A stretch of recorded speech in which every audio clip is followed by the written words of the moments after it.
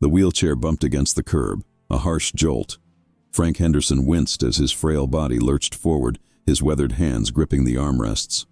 The young man pushing the grocery cart didn't even look back, just kept walking. Like Frank was invisible. Like he didn't matter. The afternoon sun beat down on the parking lot of the Springfield grocery store, and Frank sat there, alone, forgotten. His Medal of Honor, tucked away in a drawer at home, meant nothing here. His Purple Heart, earned in the jungles of Vietnam, couldn't buy him a moment of basic human decency. He was just another old man in a wheelchair, another burden to step around, another face to ignore. But Frank wasn't just any old man. He was a man who had crawled through enemy fire to save 3 wounded soldiers, a man who had spent 8 months in a Vietnamese prison camp, tortured daily, but never broke. A man who came home to protests and hatred, only to serve his community as a police officer for 30 years. Yet here he sat, struggling to reach the automatic door button, his arthritic fingers barely able to extend far enough. A mother with 2 children walked past, her kids staring at Frank's missing left leg, the empty space where his pants leg was pinned up. She pulled them away quickly, whispering something about not staring at disabled people. Frank's chest tightened, not from his emphysema this time, from something deeper, something that cut through 6 decades of trying to forget what respect felt like. He remembered the day he came home from Vietnam. No parade, no welcome, just angry faces and cruel words. He remembered applying for jobs with his military record, only to be told they were looking for someone else. He remembered the VA hospital visits, the endless paperwork, the bureaucrats who treated him like a number. And now this. Now he couldn't even get through a grocery store door without feeling like he was asking for charity. The automatic door finally opened, triggered by someone else walking toward it. Frank wheeled himself inside, his good leg pushing against the floor to help propel the chair forward. The fluorescent lights hummed overhead, casting everything in a cold, sterile glow. He needed bread, milk, the basics that his fixed income could barely cover. His Social Security check, stretched thin between medications and rent, left little for anything beyond survival. The store clerk at the pharmacy counter looked right through him as he waited to pick up his prescriptions. Heart medication, pain, pills for the phantom pain in his missing leg, antidepressants that barely touched the darkness that had settled over his life like fog. When Frank finally made it to the checkout line, the teenage cashier seemed annoyed by how slowly he counted out the exact change. No credit cards, no smartphone payments, just wrinkled bills and loose coins, counted twice to make sure he had enough. The people behind him in line shifted impatiently, checking their phones, sighing audibly. One man muttered something about old people holding up the line. Frank's face burned with shame. He mumbled an apology and wheeled himself toward the exit, his groceries balanced precariously on his lap. But what happened next would change everything. As Frank struggled with the heavy exit door, a small girl broke away from her grandmother's hand. She couldn't have been more than 7 years old. With pigtails and a gap-toothed smile, she pushed the door open for Frank, her tiny hands barely reaching the handle. "Thank you, sweetie," Frank whispered, his voice cracking. The little girl looked up at him with pure, innocent eyes and said something that would echo through the entire town of Springfield within days. "My grandpa says you're a hero. He says we should always help heroes." That wasn't just any old man struggling with that grocery store door. That was Staff Sergeant Franklin James Henderson, holder of the Medal of Honor, the Purple Heart, and the Bronze Star with V for Valor. If you believe our veterans deserve better than being invisible in their own communities, hit that like button, comment respect, and subscribe, because some sacrifices should never be forgotten. This is a story about what happens when a community finally remembers who their real heroes are. And you need to hear what happened next, because it will restore your faith in humanity and remind you that honor never truly dies. It just waits for the right moment to shine again. What that little girl said to her grandmother that day would spark something extraordinary. Something that would prove that sometimes it takes the innocence of a child to remind adults what respect really means. The little girl's grandmother was Margaret Wilson, a retired school teacher who had lived in Springfield for 43 years. That evening, as she tucked her granddaughter into bed, the child couldn't stop talking about the man in the wheelchair. "Grandma, why was that hero so sad? Why didn't anyone help him?" Margaret's heart ached as she tried to explain concepts too complex for a 7-year-old to understand. How do you tell a child that society sometimes forgets its heroes? How do you explain that the same country that sends young men to war sometimes abandons them when they come home broken? But Margaret Wilson was not the type of woman to let injustice slide. The next morning, she called her friend Dorothy Chin, who worked at the Springfield Tribune. "Dorothy, you need to look into something," Margaret said, her voice determined. "There's a veteran in our town, and I think we've forgotten who he is." Dorothy had been a journalist for 25 years, but she had never heard the desperation in Margaret's voice before.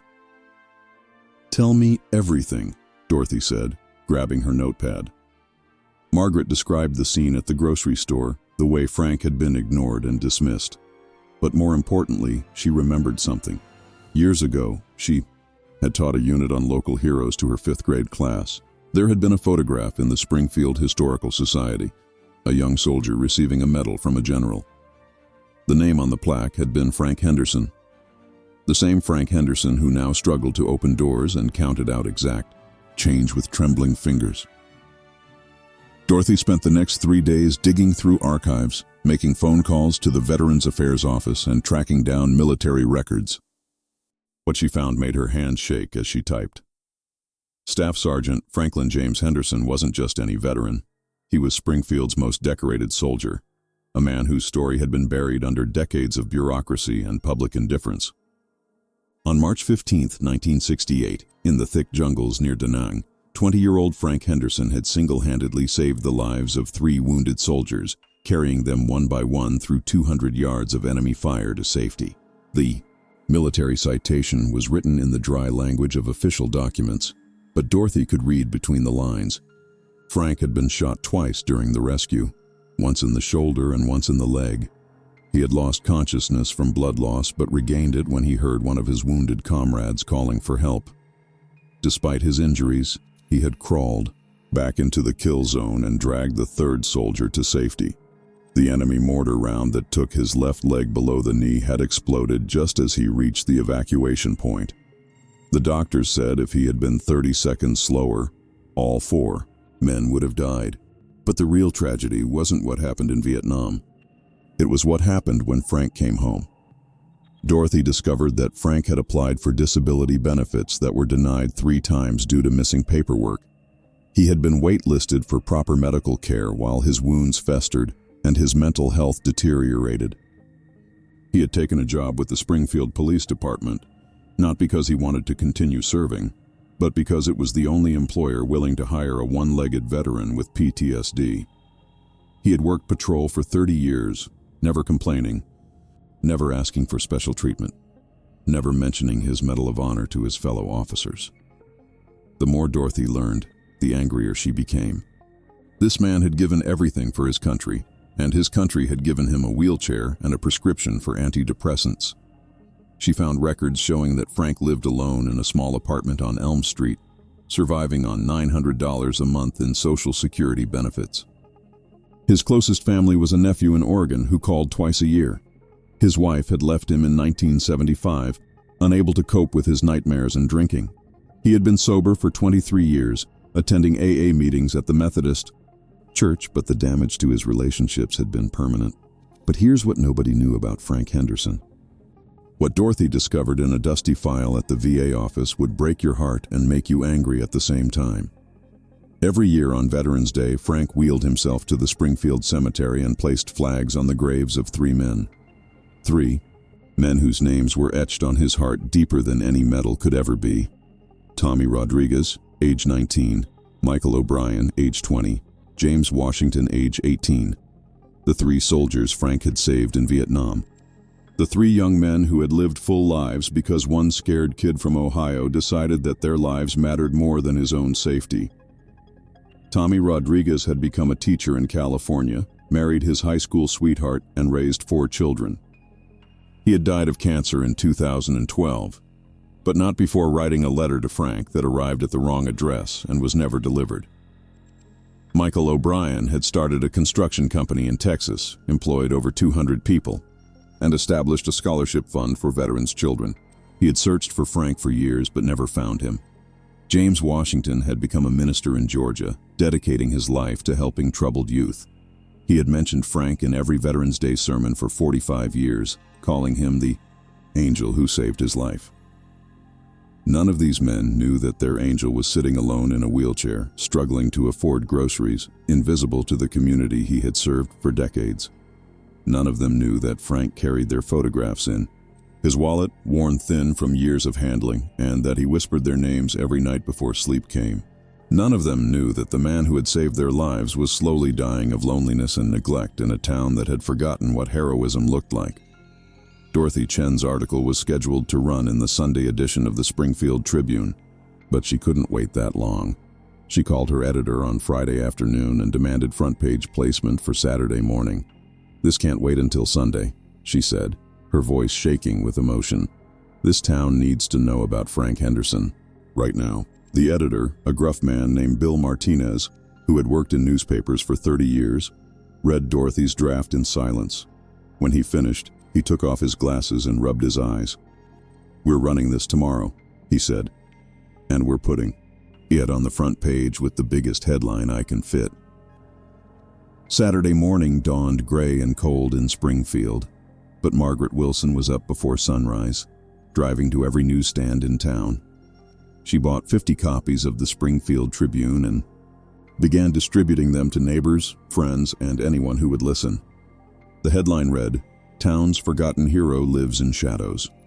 Below it was a photograph Dorothy had obtained from the Historical Society, showing a young Frank Henderson receiving his Medal of Honor, his face bright with pride and possibility. Next to it was a recent photograph Dorothy had taken secretly at the grocery store, showing an elderly Frank struggling with his wheelchair, ignored by passers-by. The article spread through Springfield like wildfire. By noon, Margaret's phone was ringing constantly. Neighbors she hadn't spoken to in years were calling, asking what they could do to help. The Methodist church, where Frank attended AA meetings, announced they would be taking up a special collection. The VFW Post, which had been operating for 30 years without Frank's knowledge that he was even in town, sent their commander to find him immediately. But it was the children who responded most powerfully to Frank's story. At Springfield Elementary School, Margaret's former principal called an emergency assembly. She read Dorothy's article aloud to 600 students, from kindergarten through 5th grade. The silence in that gymnasium was profound. When she finished reading, a 2nd grader named Emma raised her hand and asked the question that would change everything. "Can we help the hero man?" The principal, Janet Morrison, had been in education for 28 years, but she had never heard a question that hit her heart so directly. "Yes, Emma," she said, her voice barely steady. "We're going to help the hero man."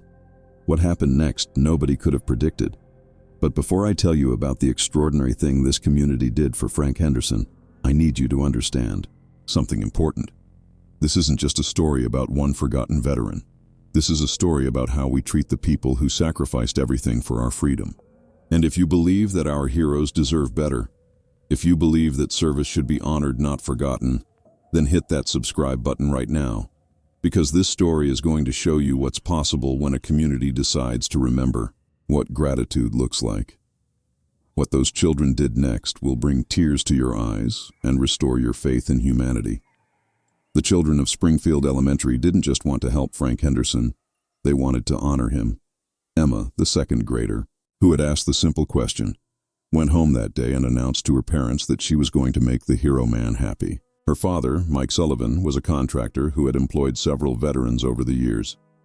That evening, as Emma drew pictures of soldiers and flags with her crayons, Mike called his brother-in-law, a retired Army sergeant who ran a local construction crew.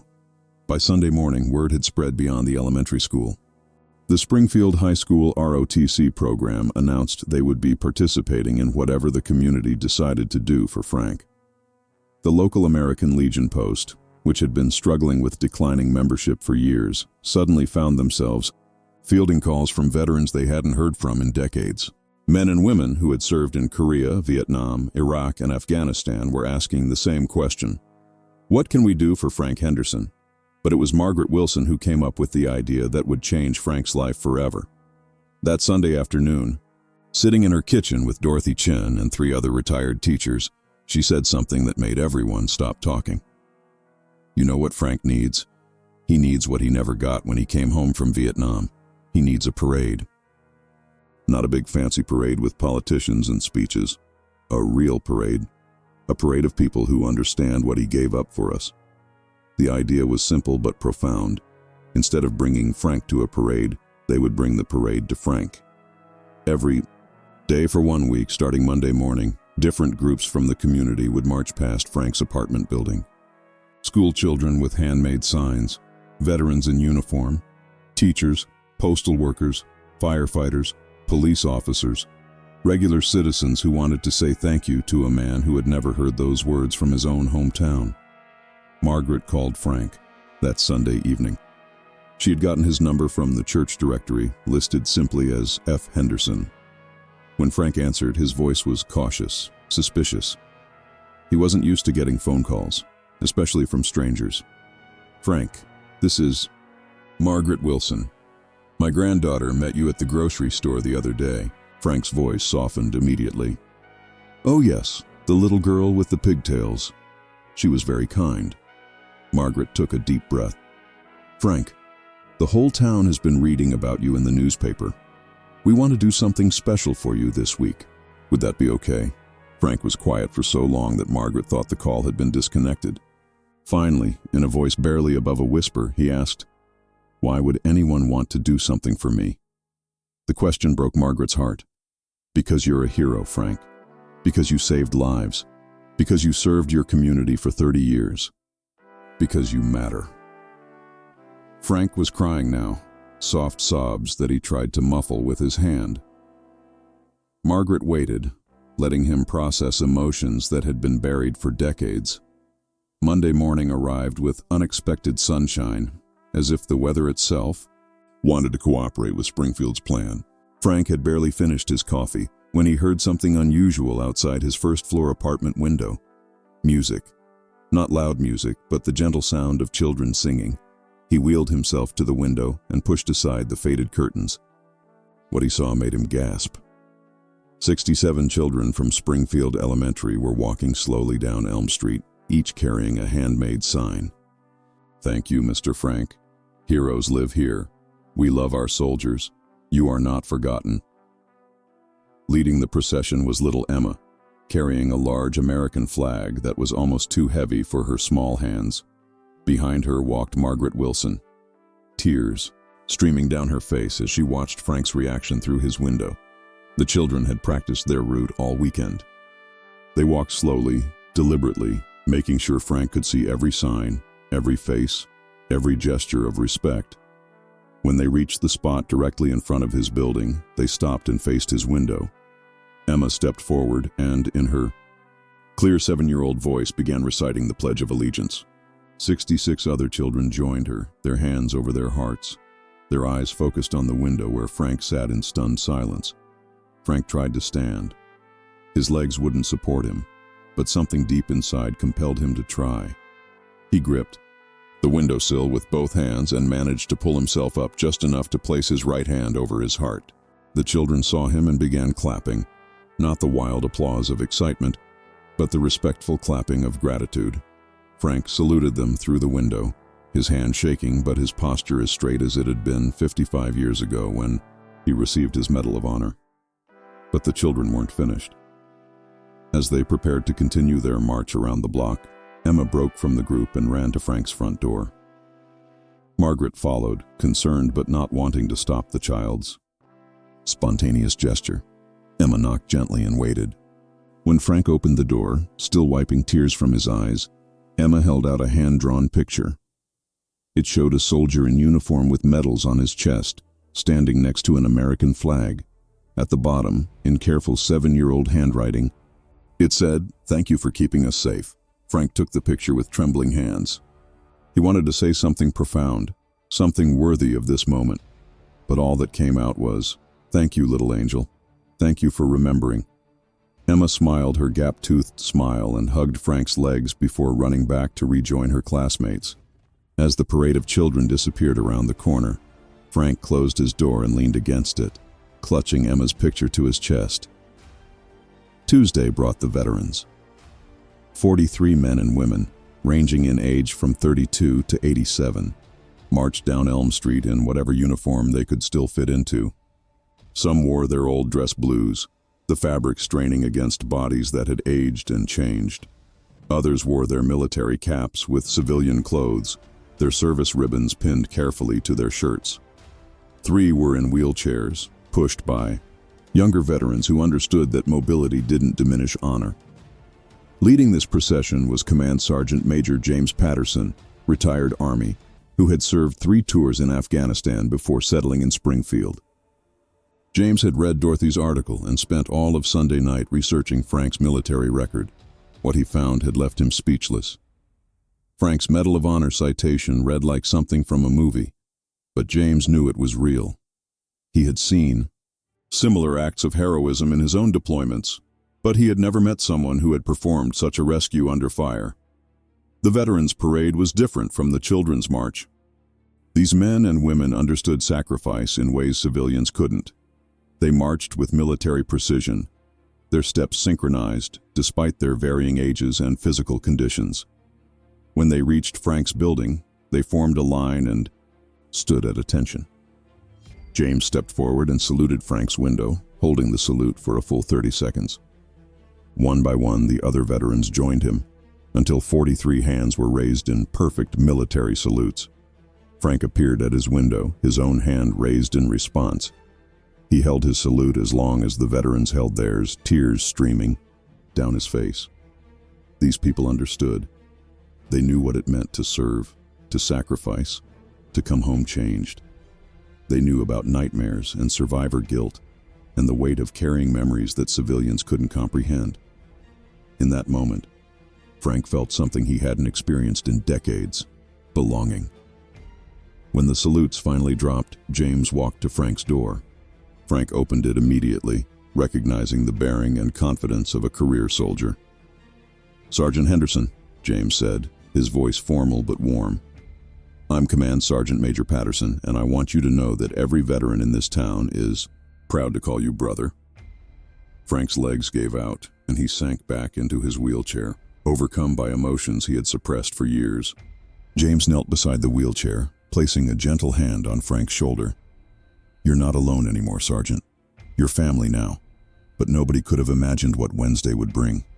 What happened next would prove that when children lead with their hearts and veterans follow with their honor, entire communities can be transformed." And Frank Henderson, the man who had been too weak to stand just days before, was about to discover that true strength doesn't come from legs that work or backs that don't bend. True strength comes from knowing that your sacrifice mattered, that your service was seen, and that your community will never forget what you gave up for their freedom. Wednesday morning brought something Springfield had never seen before. The parade that marched down Elm Street wasn't organized by any official group or sanctioned by city government. It was purely organic, a spontaneous outpouring of respect that had grown beyond anyone's expectations. Margaret Wilson stood at her kitchen window watching in amazement as people streamed toward Frank Street from every direction.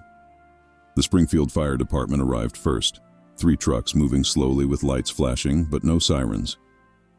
Behind them walked the firefighters in full-dress uniform, their helmets polished to mirror brightness. Police officers came next, both on-duty and off-duty personnel, walking alongside the fire trucks with their own tribute. Postal workers, teachers, city maintenance crews, hospital staff, shop owners, bank employees, and dozens of citizens who simply wanted to be part of something meaningful. But the most powerful moment came when Frank's former colleagues from the Springfield Police Department arrived. Frank had retired 12 years ago, and many of the current officers had never known about his military service. Detective Sarah Chen, Dorothy's sister-in-law, had spent Tuesday evening calling every retired officer she could find. The response had been immediate and overwhelming. By Wednesday morning, 26 current and former police officers were marching down Elm Street, many of them learning for the first time that they had worked alongside a Medal of Honor recipient.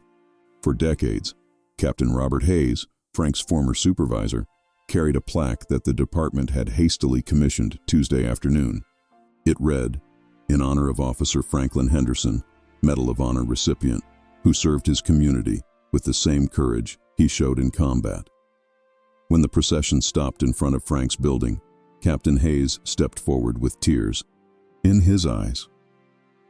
"Frank, I owe you an apology," Captain Hayes called out, his voice carrying across the street. "We all do. We worked with you for 30 years and never knew what kind of hero we had among us. You never said a word about your service, never asked for special treatment, never sought recognition. But we should have known. We should have honored you years ago. This plaque belongs in our station, in a place of honor, where every officer can see it and remember what real courage looks like." Frank opened his front door and wheeled himself onto the small concrete porch that he rarely used. The crowd grew quiet as he tried to find words. His voice, when it finally came, was stronger than it had been in years. "You don't owe me anything," he said, looking at faces he recognized and many he didn't. "I was just doing my job. Both jobs. In Vietnam and here at home. We all serve in different ways." The crowd began applauding, but Frank held up his hand for silence. "But I want to say something else. For the first time in 50 years, I feel like I'm home. Really home. Thank you for reminding me what community means." Thursday's parade was led by Springfield High School's marching band, 130 teenagers who had practiced a special arrangement of patriotic songs just for Frank. Behind them walked the entire student body, nearly 800 young people carrying banners they had painted in art class. The messages were simple but powerful. Heroes never die. Service above self. Springfield honors our own. Thank you for our freedom. But it was the presence of 3 elderly men that made Thursday's parade truly special. Tommy Rodriguez, Michael O'Brien, and James Washington had all received phone calls Tuesday evening from Dorothy Chen, who had tracked them down through military records and social media. She had found Tommy in Sacramento, Michael in Dallas, and James in Atlanta. All 3 had dropped everything and flown to Springfield overnight. Frank didn't know they were coming.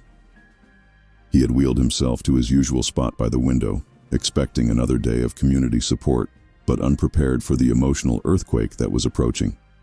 When the high school band stopped playing and 3 elderly men stepped forward, from the crowd, Frank's world shifted on its axis. Tommy Rodriguez spoke first, his voice carrying clearly in the morning air. "Frank Henderson, you saved my life on March 15th, 1968. I've been looking for you for 55 years." Frank's mouth fell open. The faces were older, lined with decades of living, but he recognized them immediately. The young soldiers he had carried through enemy fire were standing in front of his building. Gray-haired grandfathers now, but alive. Alive because of what he had done when he was 20 years old. Michael O'Brien stepped forward next. "Frank, I named my eldest son after you. Franklin O'Brien is a doctor now, married with 3 children. He knows the story of how Uncle Frank saved his daddy's life. We all know the story. Our families know the story. Our children and grandchildren know the story. You're not forgotten, Frank. You've never been forgotten." James Washington, now 73, and a retired minister, had the final word. "Brother Frank, I've preached over 2,000 sermons in my lifetime, but I've never had the chance to thank the man who made those sermons possible. You gave me life. You gave me the chance to marry my beautiful wife, to raise 4 children, to serve God and my community. Every good thing I've done in my life exists because you risked everything to save a scared 18-year-old kid in a jungle halfway around the world." Frank tried to stand again, this time with pure determination overriding his physical limitations. He managed to pull himself upright using the doorframe for support. He stood there, swaying slightly but upright, facing the 3 men whose lives had shaped his own in ways he never fully understood. In a voice that carried 55 years of emotion, he said, "I thought about you boys every day, every single day. I prayed you lived good lives. I prayed you found happiness. I prayed your families knew how special you were. The crowd of nearly 1,000 people stood in absolute silence as three elderly men embraced their rescuer for the first time. Since 1968, Tommy, Michael, and James had traveled across the country not just to thank Frank, but to tell him something he had never known. Each of them had established scholarships for veterans' children. Each of them had volunteered with military families. Each of them had spent their lives honoring the sacrifice that had saved them by paying that sacrifice forward to others. Friday brought something unexpected. Frank wasn't at his window. For the first time since Monday, his usual spot was empty. When the day's parade arrived, the crowd, now numbering over 1,500 people from Springfield and surrounding towns, gathered in confusion. Had something happened to Frank? Was he ill? Had the week of emotion been too much for his heart? Margaret Wilson knocked on Frank's door, concerned but not panicked. She had spoken with him the night before, and he had seemed stronger than she had ever heard him. When Frank answered the door, he was dressed in his old police uniform, carefully pressed and fitted with his military ribbons. "I want to walk with you today," he announced, his voice steady and determined. "I want to walk with my community." The crowd erupted in cheers as Frank emerged from his building. He was still in his wheelchair, but he was wearing his uniform with pride, his medals catching the afternoon sunlight. Tommy Rodriguez appeared at his side, along with Michael O'Brien and James Washington. Without a word, they began pushing Frank's wheelchair, walking slowly down Elm Street with their rescuer between them. But then something extraordinary happened. Frank asked them to stop. In front of the entire community, surrounded by people who had spent a week honoring his service, Frank gripped the arms of his wheelchair and stood up. He stood up and took a step, then another.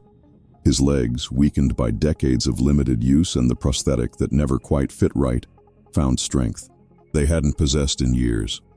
He walked 20 yards supported by Tommy and Michael, with James clearing the path ahead. 20 yards from his front door to the corner of Elm and Main Street, where a banner had been hung reading Springfield Honors Staff Sergeant Frank Henderson, Medal of Honor. The crowd followed in respectful silence, understanding they were witnessing something sacred, something that transcended physical healing and touched the realm of spiritual restoration. Saturday brought the largest crowd Springfield had ever seen. Word of Frank's story had spread beyond the town limits, picked up by regional newspapers and television stations. Veterans from across Ohio had driven to Springfield to participate in what was being called the Springfield Salute. But the day belonged not to the media or the outside visitors, but to the community that had rediscovered one of its heroes.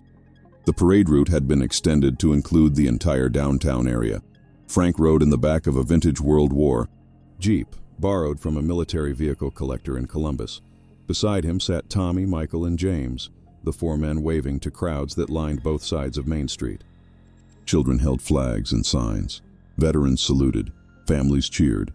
But most importantly, Frank was smiling. For the first time in decades, Frank Henderson was truly, genuinely happy. The parade ended at Springfield City Park, where a small stage had been erected. Mayor Patricia Williams, who had served Springfield for 12 years without knowing she had a Medal of Honor recipient living in her city, stepped to the microphone. She declared Saturday, October 21st, to be Franklin Henderson Day in Springfield, a permanent city holiday to honor not just Frank, but all veterans who had served their country and their community. But the day's biggest surprise came when Dorothy Chen took the microphone. She had been working secretly all week on a special project, and Saturday was the day to reveal it. Through her contacts at newspapers across the country, she had reached out to military historians and veterans organizations. The response had been overwhelming. Letters and packages had been pouring into the Springfield Tribune office all week. Addressed to Frank Henderson, one by one, Dorothy read excerpts from these letters. A Marine veteran from California who had read Frank's story online wrote, "Sergeant Henderson represents the best of our military tradition, service before self and sacrifice for others." A Gold Star mother from Texas wrote, "My son died serving his country, and knowing there are heroes like Frank Henderson still among us gives me comfort and hope." A retired Air Force colonel from Florida wrote, "Frank Henderson's story reminds us that heroism isn't just about the moment of crisis. It's about the lifetime of quiet service that follows." But the most powerful letter came from the office of the President of the United States. A White House aide had seen the media coverage and brought Frank's story to the President's attention. The letter, read aloud by Dorothy, invited Frank to Washington, D.C. for a special ceremony honoring forgotten heroes. The President wanted to meet the man who had carried his wounded comrades to safety and then spent 30 years serving his community as a police officer. As Saturday's celebration wound down and the crowds began to disperse, Frank found himself sitting alone for the first time in a week. But this solitude was different from the loneliness he had experienced just 7 days earlier. He was surrounded by cards and gifts from community members, his phone number suddenly known by half the town, his calendar filled with invitations to dinners and events. More importantly, he was no longer invisible. The grocery store where he had struggled with the door now had staff members who greeted him by name and insisted on helping him with his shopping. The pharmacy where he picked up his medications had created a special veterans discount in his honor. The Methodist Church where he attended AA meetings had elected him to their board of trustees, recognizing his decades of quiet service to the community. But perhaps the most meaningful change was the friendship he had rediscovered with Tommy, Michael, and James. The three men had decided to extend their visits, spending the week in Springfield getting to know the man who had saved their lives. They shared stories of their families, their careers, their struggles and triumphs. They talked about Vietnam, not with the pain and trauma that had haunted Frank for decades, but with the perspective of men who had survived and thrived because of each other. On Sunday morning, Frank attended services at the Methodist Church for the first time in months. The congregation, which had grown to nearly 3 times its normal size thanks to visitors and new members inspired by Frank's story, gave him a standing ovation when he entered. Pastor Williams, a young man who had only recently learned that one of his parishioners was a war hero, asked Frank to sit in the front pew, a place of honor traditionally reserved for visiting dignitaries. The sermon that morning was about service, sacrifice, and the way communities can support their heroes. But Pastor Williams made it clear that the real lesson of the past week wasn't about Frank Henderson alone. It was about what happens when people choose to see each other, to care for each other, to honor the service and sacrifice that happens, quietly, without fanfare, in every community across America. After the service, Frank was approached by dozens of congregation members, many of whom admitted they had seen him at church for years but never really noticed him. One elderly woman, named Rose Patterson, tearfully apologized for not introducing herself sooner. "I've been sitting 3 pews behind you for 5 years," she said. "I should have known your story. I should have thanked you years ago." Frank took her hands in his and smiled. "We have time now," he said. "We have all the time in the world to get to know each other." As Frank prepared to leave the church, he was stopped by a group of teenagers from the youth group. They had been inspired by his story and wanted to start a community service project in his honor. Their idea was simple but powerful. They would visit elderly veterans in the area, providing companionship and assistance with daily tasks. They would call it the Frank Henderson Heroes Project, ensuring that no veteran in Springfield would ever again sit alone and forgotten. Frank was overwhelmed by their enthusiasm and touched by their desire to help others. But he had a suggestion that surprised them. Instead of naming the project after him, he proposed calling it the Springfield Heroes Project, recognizing that heroism takes many forms and that every act of service, whether military or civilian, deserves recognition. The teenagers agreed immediately, understanding that Frank's humility was just another example of his character. Monday morning dawned quiet in Springfield, the first day in a week without a parade planned for Elm Street. Frank sat at his kitchen table drinking coffee and reading through some of the hundreds of letters that had arrived over the weekend. There were notes from school children across the country who had heard his story and wanted to thank him. There were letters from fellow veterans sharing their own stories of service and sacrifice. There were invitations to speak at schools, veterans events, and community gatherings. But the letter that meant the most to Frank was handwritten on lined notebook paper, written in careful cursive by 7-year-old Emma Sullivan. "Dear Mr. Frank," she wrote, "thank you for being brave and saving people. Thank you for being nice to me at the store. My daddy says you are the kind of person I should try to be when I grow up. Someone who helps people even when it's scary.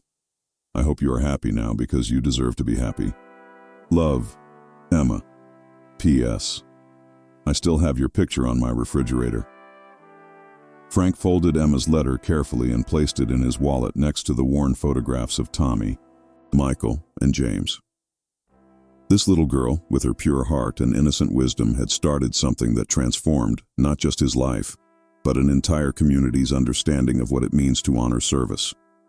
The phone rang, interrupting his thoughts. It was Margaret Wilson, calling to check on him and to share some news that would bring tears to his eyes once again. "Frank," she said, her voice bubbling with excitement. "I just got off the phone with the Springfield School District. They want to invite you to speak at the Veterans Day Assembly next month. All 6 schools in the district, nearly 3,000. Children who want to hear your story and learn what real heroism looks like." Frank's hand trembled as he held the phone. A month ago, he had been invisible, forgotten, struggling to open a grocery store door.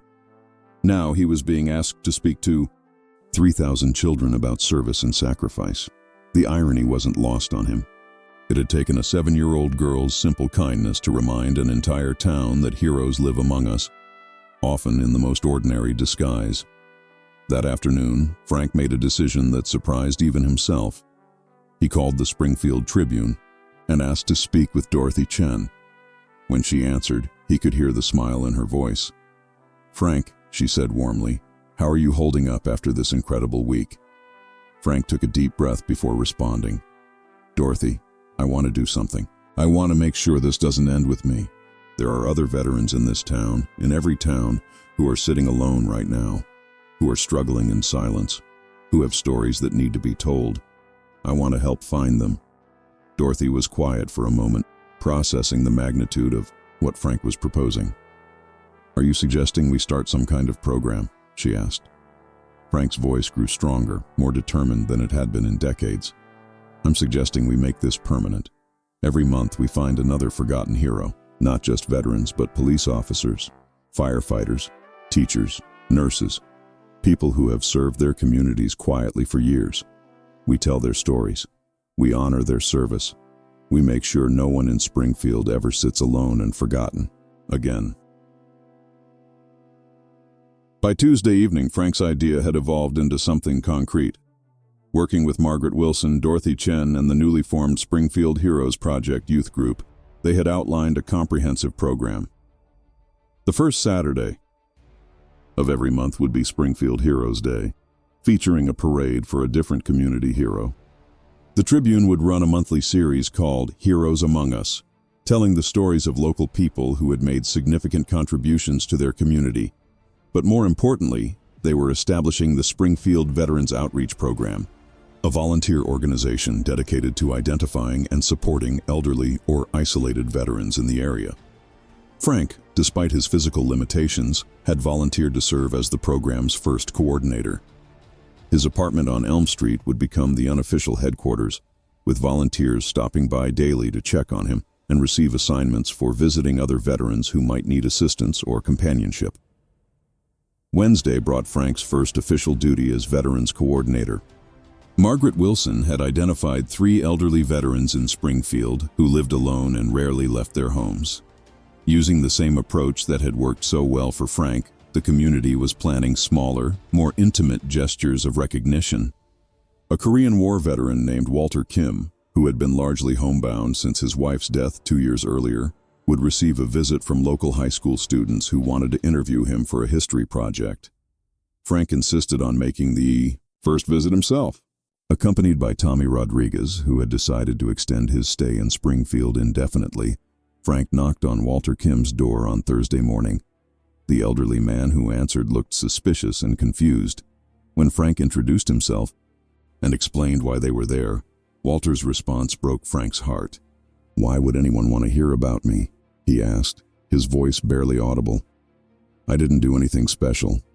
Frank and Tommy spent 3 hours with Walter that Thursday, listening to stories of brutal cold and desperate fighting in Korea, of young men who died far from home, of a war that America seemed eager to forget. Walter had received 2 Bronze Stars and a Purple Heart, but like Frank, he had never spoken about his service to anyone in Springfield. His medals were in a shoebox in his closet, alongside letters from fellow soldiers and commendations from commanding officers. By the time Frank and Tommy left Walter's house, plans were already in motion for Springfield's second Heroes Day celebration. Walter Kim would be honored the first Saturday in November, with special recognition for Korean War veterans who had served in what historians called the Forgotten War. But more importantly, Walter would no longer be spending his days alone. The high school history students had already scheduled weekly visits, and several Korean War veterans from surrounding towns had reached out after hearing about the Springfield program. Friday brought news that left Frank speechless. Dorothy Chen called to tell him that his story had been picked up by a national veterans organization and that similar programs were being planned in towns across the country. Communities from Maine to California were reaching out to the Springfield Tribune, asking for guidance on how to identify and honor their own forgotten heroes. Frank's simple desire to help other isolated veterans was becoming a national movement. But perhaps the most touching development came from an unexpected source. The 3 soldiers Frank had saved in Vietnam, Tommy, Michael, and James, had spent the week not just reconnecting with their rescuer, but planning a surprise that would ensure Frank's legacy extended far beyond Springfield.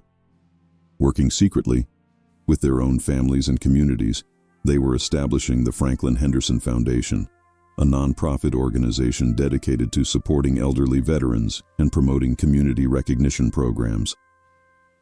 The foundation's mission statement, drafted by James Washington and approved by Tommy and Michael, read, "In honor of Staff Sergeant Franklin J. Henderson, Medal of Honor recipient, who saved our lives in Vietnam and spent his lifetime serving others, this foundation commits to ensuring that no veteran service is forgotten and no hero sits alone in their golden years." The 3 men had each contributed significant seed money, and they were actively recruiting other veterans and community leaders to join their board of directors. Saturday marked exactly 1 week since Frank had first stood and walked 20 yards with the support of his rescued soldiers. To commemorate the occasion, the community had planned one final parade, this one different from all the others. Instead of marching past Frank's building, the entire parade would follow Frank as he walked, with assistance from his apartment to the city park, where a permanent memorial was being dedicated in his honor. The memorial itself was simple but profound, a granite bench inscribed with the words, "In honor of all who serve, remembered by all who are free." It was positioned to face the American flag that flew in the center of the park, ensuring that visitors would sit facing the symbol of the country Frank and millions of others had served. But the real meaning of the memorial wasn't in the stone or the inscription. It was in the promise the community had made to never again let a hero sit alone and forgotten.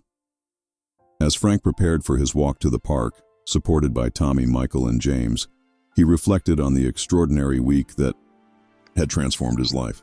7 days ago, he had been invisible, struggling with a grocery store door while people stepped around him like he didn't exist. Today, he was walking at the head of a parade attended by thousands of people who wanted to honor his service and ensure his story was never forgotten. But Frank understood that this week wasn't really about him. It was about what happens when communities choose to see their heroes, to honor their service, and to ensure that sacrifice is never forgotten. It was about the power of a 7-year-old girl's innocent question to change hearts and minds. It was about the courage of ordinary citizens to step up and do something extraordinary. It was about the truth that heroism doesn't end when the uniform comes off. It continues in the quiet service that follows. As the parade reached the park and Frank took his place on the memorial bench that bore his legacy, he looked out at the faces gathered before him. Children who would grow up knowing that heroes live among them. Veterans who would never again doubt that their service mattered. Community members who had learned that honoring those who serve isn't just a nice gesture, it's a sacred responsibility. Frank stood one more time, supported by the 3 men whose lives he had saved 55 years earlier, and addressed the crowd that had gathered to honor him. His voice, stronger now than it had been in years, carried clearly across the park. "A week ago, I thought I was forgotten. I thought my service didn't matter anymore. I thought I was invisible. But you, all of you, reminded me that service is never forgotten, sacrifice is never invisible, and heroes never truly stand alone. You gave me something more precious than any medal. You gave me back my community, my purpose, and my hope. He paused, looking directly at 7-year-old Emma, who was sitting in the front row with her grandmother Margaret. And sometimes, he continued, it takes the pure heart of a child to remind adults what respect and kindness really mean. Thank you, Emma, for seeing me when no one else did. Thank you for asking the question that changed everything. Can we help? The hero man? The crowd rose in a sustained standing ovation, but Frank held up his hand for quiet one more time. I have one final request, he said, his voice filled with emotion. Don't let this end with me. In every community, in every town, there are heroes sitting alone, forgotten, wondering if their service mattered. Find them, honor them, let them know they're not invisible. Because the true measure of a community isn't how it treats its celebrities or its politicians. It's how it treats the people who gave everything for others and asked for nothing in return. As the ceremony concluded and the crowds began to disperse, Frank remained on the memorial bench, surrounded by the 3 men he had saved and the community that had saved him. The Springfield Tribune photographer captured one final image. 4 elderly men, their arms around each other's shoulders, smiling with the joy of brotherhood restored and service honored. That photograph would appear on the front page of newspapers across the country, accompanying articles about the Springfield Heroes program that was spreading to communities nationwide. But more importantly, it would hang in the Springfield City Hall, in the police station where Frank had worked for 30 years, in the Methodist church where he attended meetings, and in the homes of countless families who had been touched by his story. The little girl who had asked, "Can we help the hero man?" had done more than help one forgotten veteran. She had reminded an entire nation that heroes live among us, that service should be honored, not forgotten, and that sometimes the most powerful force for change is the simple recognition that every person's dignity matters. Frank Henderson had been too weak to stand alone, but when his community formed a parade of support around him, he found the strength not just to stand, but to walk forward into a future where no hero would ever be forgotten again. If you believe that our veterans and community heroes deserve recognition and support, if you think every person who has served others should know their sacrifice matters, then take a moment to think about the heroes in your own community. The elderly veteran at the grocery store, the retired teacher who shaped young minds, the police officer who protected your streets, the firefighter who risked their life for strangers.